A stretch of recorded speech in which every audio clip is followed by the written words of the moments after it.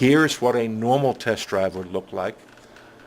Notice that we spend most of our time with a duty cycle between 40 and 50% when the EGR is on, and that the flow values causes delta PFE to read 1.5 to 3.5 volts depending on how much we have.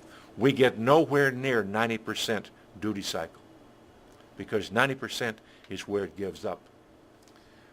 We're seeing 2.5 volts. We started off at 0.6 volts and went up from there. This is a normal test drive. This is the same vehicle, by the way, after it's repaired.